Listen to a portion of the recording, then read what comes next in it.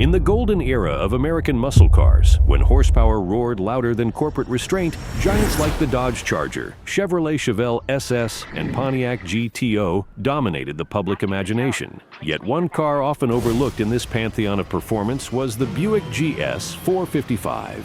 While Buick may have been branded a luxury-first automaker aimed at retirees and executives, the GS455 defied stereotypes with a brutish performance that stunned the automotive world. This wasn't just a fast car. It was a luxury missile cloaked in conservative sheet metal, offering both brute force and unexpected refinement. The Untold Saga of Buick Stage. 455. When most automotive enthusiasts hear the term Buick 455, what often comes to mind is the mighty Stage 1, an icon of early 70s muscle car power, noted for its prodigious low-end torque, surprisingly lightweight construction, and formidable street credentials.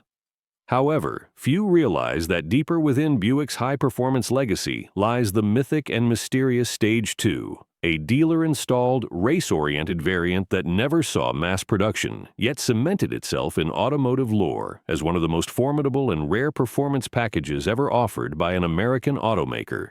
Before diving into the GS455 Stage 2, it's essential to understand Buick's journey into muscle territory. Buick had long produced powerful engines going back to its nailhead V8s of the 1950s. These engines delivered significant torque, earning the respect of performance tuners even before the term muscle car was coined. But it wasn't until the 1960s that Buick began challenging its GM siblings in the performance arena. Buick's V8 heritage began in 1953 with the introduction of the iconic nailhead Fireball engine. Famous for its vertical valves and compact design, this series powered models from Eldorado to Riviera throughout the 1950s and early 1960s. The nailhead lineage culminated with the 425 cubic inch version, a torque-rich monster, but the design had become outdated by the mid-1960s. Buick engineers realized it was time for a new era. The Grand Sport GS package debuted in 1965 as an option on the Skylark, Buick's midsize car. With a 401 cubic inch nailhead V8, it made a bold statement in a marketplace dominated by Pontiac's GTO. In 1967, Buick introduced its modern generation of big block V8 engines, the 400, 430, and 455 cubic inch engines. These replaced the nailheads with overhead valves, pushing output, refinement, and competitiveness in the horsepower race. The 400 debuted in 1967 to 1969, the 430 in 1969, 1967 to 1969, and the 455 from 1970 through 1976, the latter boasting the largest displacement engine offered in a GMA body platform. Indeed, Buick's engineering team, led by Denny Manor, developed this engine using thin-wall casting techniques, a relatively advanced manufacturing process that lightened its iron block big blocks. As a result, the 455 weighed a mere 25 pounds, more than a Chevy small block 350, and a full 150 pounds less than a Chevy 454, remarkable efficiency for the time. The 455 cubic inch engine, torque king of the era. By 1970, muscle cars had reached their zenith, and Buick's big block family reached its peak with the 455 cubic inch engine. The standard GS455 engine was a monstrous 455 cubic inch V8 featuring a 4.31-inch bore and a 3.90-inch stroke. Its gross horsepower was conservatively rated at 350 horsepower at 4,600 revolutions per minute, while torque peaked at an earth-moving 510 pound-feet at 2,800 revolutions per minute. The torque output made it the highest peak torque engine in any GM production car, and arguably in any American muscle car at the time. That record lasted for decades.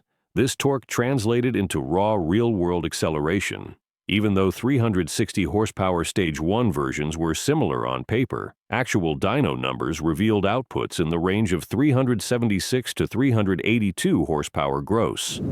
Gross versus net SAE ratings played a role in perceived output, but Buick's bottom-end grunt was real, regardless of measurement standards. 1970 represented the apex of the muscle car era.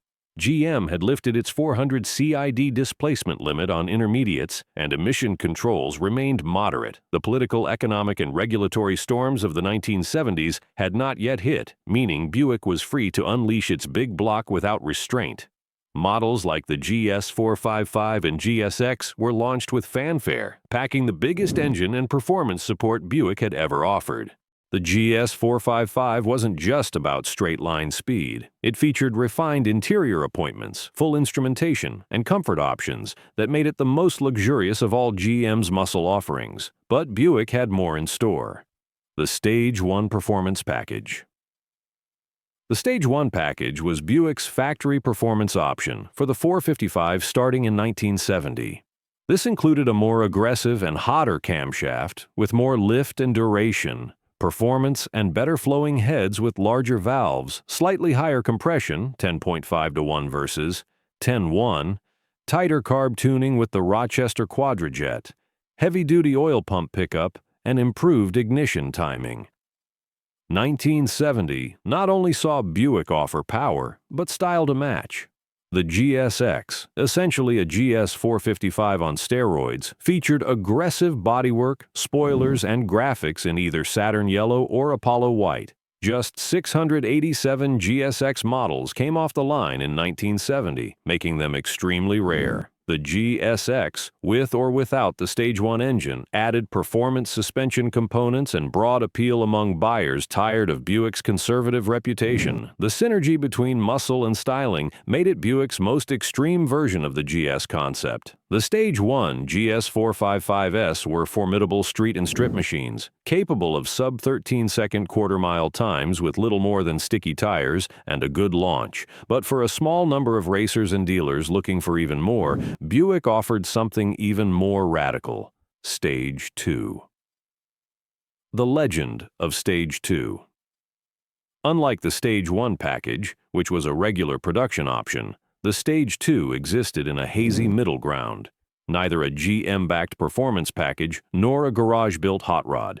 Instead, it was a dealer-installed or racer-oriented parts package developed by Buick Engineering and supported by the Buick Factory Race Program, aimed at superstock and drag competitors. It included high-flow cylinder heads, which were rumored to be based on NASCAR-level technology, forged pistons, a wilder camshaft, bigger carburetor and headers, and revised ignition timing. The goal was clear: dominate NHRA and IHRA superstock and modified classes. At its heart were the distinctive Stage 2 heads, a radical departure from the Stage 1 iron castings. Early developed heads featured intake tunnel ports and either round or D-shaped exhaust ports. Some had vertical bosses topped by freeze plugs, and no one knows the quantity of early Stage 2 heads built. In April 1972, Buick offered a revised head casting without the freeze plugs and designed for wider availability, though still limited to roughly 75 sets due to casting issues. These heads were the essential stamp for an authentic Stage 2 engine. The Buick GS Club of America uses them as the marker. Without these heads, a car isn't a true Stage 2. Other Stage 2 elements included a radical camshaft, PN1385557, ground by vendors like Crane and Mellings, with 0.455 inch for intake, 0.480 inch for exhaust, with quoted 340 degrees duration on intake, 360 degrees on exhaust, and 160 degrees overlap, capable of a 1,000 RPM lope, but impractical for street use. High compression forged pistons, 11-to-1 or 12-to-1 depending on block, from TRW. Carter or Holley 850 cubic feet per minute carburetors, Holley 850 cubic feet per minute, 4,781 Edelbrock B4B aluminum intake manifold, two-piece headers by Custom Headers with 2.12-inch primary tubes. This package was meant for racers. It was loud, aggressive, required open headers, and sacrificed drivability. Dealers fitted it in customer cars or competition vehicles, but it was never part of GM's factory catalog. Because it was never a regular production package, the number of Stage 2 equipped GS455s is minuscule. Some estimates suggest fewer than 100 cars ever received the full package, and possibly only 15 to 25 were equipped during the original era with all the Stage 2 components. Today, surviving examples are unicorns of the muscle car world, highly prized by collectors and historians alike. Why so few? Production was curtailed by several factors. Casting defects made head production expensive and inconsistent. Emissions regulations were tightening fast. Insurance carriers started penalizing high-performance cars. GM internal policy pivoted away from extreme performance. As a result, Stage 2 kits quietly disappeared from dealer parts lists. According to one source, only 10 to 20 sets of heads are known by collectors, though around 75 were cast. Today, Stage 2 equipped Buicks are rarer than many factory-produced supercars. The mechanics behind the myth, radical heads. Stage 2 heads represented a significant head flow improvement over Stage 1. The full exhaust port reconfiguration allowed for massive flow gains, enough that Buick commissioned custom headers in Flint, Michigan to fabricate matching two-piece headers with large tubes. These heads are the definitive proof of Stage 2 authenticity and the key to unlocking elevated performance potential. Camshaft that screamed, the Stage 2 cam. PN1385557 was designed strictly for open-air racing. With its loft and duration, idle was rough, vacuum was low, and street drivability was compromised. Combined with high compression and radical heads, the result was a racing engine masquerading as a street car. Buick did not provide any muffler configurations, only raw, unfiltered horsepower. Internal hardware. Along with pistons, Stage 2 kits included upgraded valve springs, bearings, and push rods designed to handle racing demands, but the flashy heads and cam overshadowed these parts, becoming the defining feature of the package. Performance. In context, how fast was it? To appreciate the GS455 Stage 2's performance, consider that in 1970, Car and Driver tested a Stage 1 GS455 and ran the quarter mile in 13.38 seconds at 105.5 miles per hour, faster than the 426 Hemi-equipped Roadrunner and Chevrolet's LS6 Chevelle. The Stage 2 version was significantly more powerful and aimed squarely at drag racers. A properly built Stage 2 GS455 was capable of high 11-second to low 12-second quarter-mile times, rivaling dedicated drag strip machines. These weren't street-oriented cars as much as they were purpose-built racing machines disguised as family cruisers. The decline. Regulations and insurance. By 1971 to 72, everything changed. GM lowered compression ratios and thus horsepower to meet new emission standards and to accommodate unleaded fuel. Buick's 455 lost roughly 40 horsepower in gross 1971 specifications. Compression dropped to 8.5 to 1. Then, SAE switched from gross to net horsepower ratings in 1971-1972, which reduced published numbers further, e.g. Stage 1 showing 250 net horsepower. Insurance companies also raised rates dramatically on performance vehicles, and oil supply disruptions forced industry-wide downsizing. In this environment, dealer-installed kits like Stage 2 became untouchable liabilities. Buick and GM ceased official support for performance parts, and Stage 2 quietly disappeared from dealer awareness. The high insurance, emissions, and development costs essentially banned Stage 2, if not legally, then practically. The true muscle grand sport died a quiet death. Buick shifted focus to luxury and efficiency, and the monstrous 455 V8 faded into history. The Stage 2 was already a ghost, never fully realized and quickly forgotten by the mainstream. But among enthusiasts, the fire never died. Why it remained in the shadows.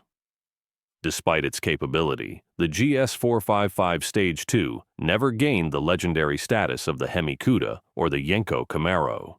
Several factors contributed to this.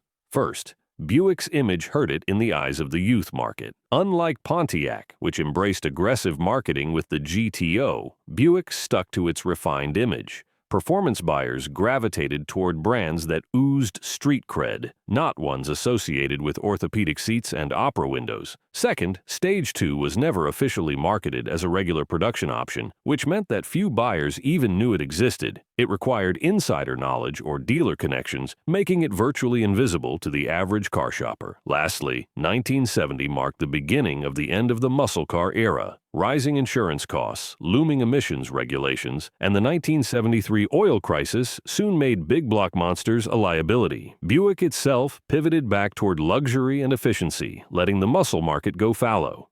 From muscle car to collector's grail, the Grand Sport 455.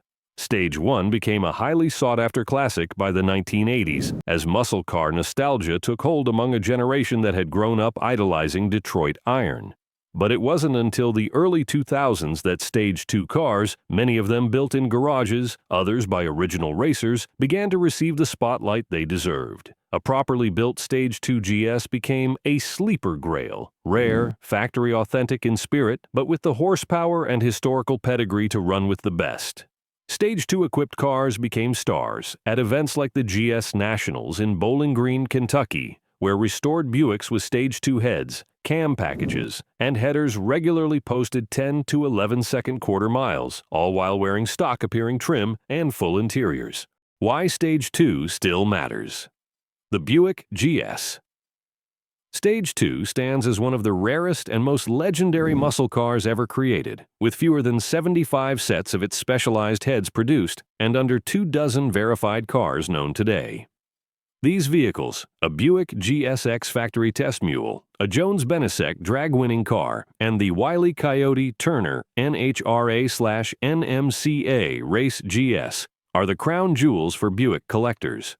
What sets Stage 2 apart is its remarkable almost underground engineering, a race-ready powertrain designed quietly within Buick's ranks during the muscle car era.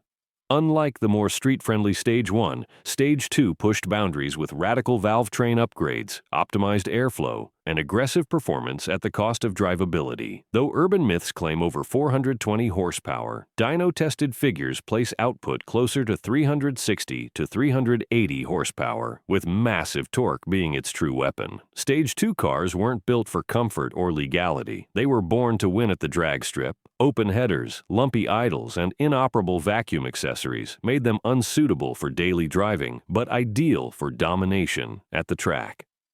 Despite this, Buick engineers carefully coordinated every component, proving the program was more than just a rebellious experiment.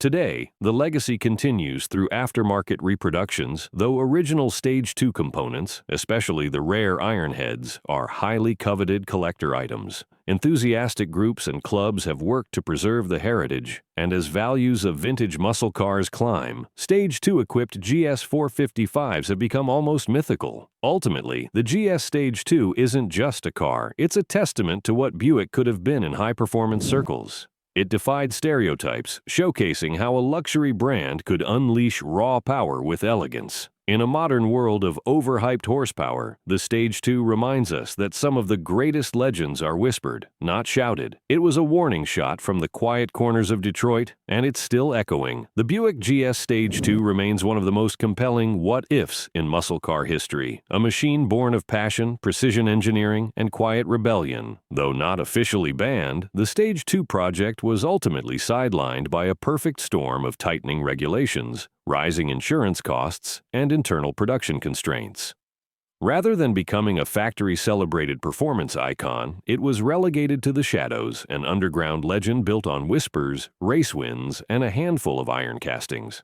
Despite never receiving an official factory designation, the Stage 2 has become a mechanical relic of unmatched significance. It wasn't just powerful, it was an engineering marvel that highlighted Buick's ability to innovate with subtlety. The brand's commitment to thin-wall casting, high-torque philosophy, and modular design signaled a sophisticated approach to muscle, one that often stood apart from the more brash and commercialized efforts of its rivals. In a muscle car era dominated by Mopars with bright paint and brash slogans, and Chevrolets and Pontiacs that shouted performance from every ad page, Buick remained understated. It lets its engineering speak. Stage 1 delivered balanced street performance, while Stage 2 pushed into uncompromising race territory. These weren't gimmicks, they were statements of integrity and potential. Today, Stage 2 is celebrated not only for its rarity, but for what it represents. The untapped heights Buick could have reached had policy, timing, and production realities aligned differently. A verified GS455 Stage 2 is more than a collector's item. It is a ghost from an alternate timeline, a glimpse of Buick at its most daring. The Stage 2 legacy endures because it was never about marketing hype. It was about engineering resolve and dealer enthusiasm. And though it may never have worn a factory order code, it carries more meaning than most production muscle ever could. It's proof that sometimes the most powerful legends are those that almost didn't happen. Much of the GS455's mystique lies in its brute torque. While other muscle cars screamed their way to high RPM power peaks, the Buick 455 delivered a tidal wave of low-end grunt. This made the car exceptionally quick from a dead stop, ideal for street racing and bracket drag competition. Torque also made the car feel more refined in everyday driving. You didn't need to wind it out to get performance, just a nudge of the throttle sent the car surging forward. This Jekyll and Hyde duality, a smooth, plush ride combined with earth-shaking torque, was the essence of Buick's approach to muscle. When placed side by side with icons like the Dodge Charger Daytona, Chevrolet Chevelle SS 454, and Plymouth Superbird, the GS455 Stage 2 might lack visual flash, but it didn't lack firepower.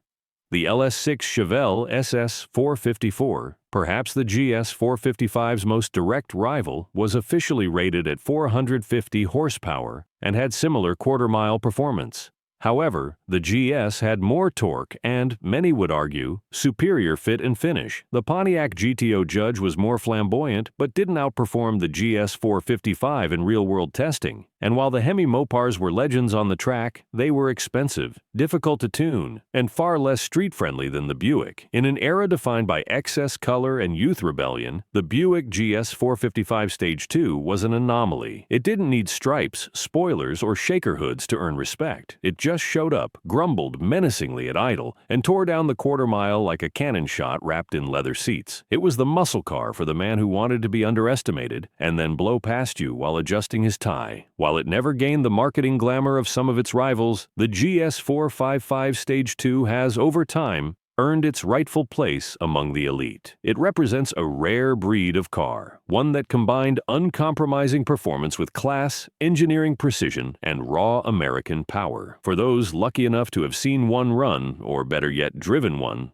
there is no forgetting what it means when Buick decides to go fast. In the annals of muscle car history, Stage 2 reminds us that sometimes the most potent stories are those written in whispers, crafted in secrecy, and preserved through passion. Buick's forbidden 455 was never mass-marketed, but its legend was forged in torque, steel, and roar.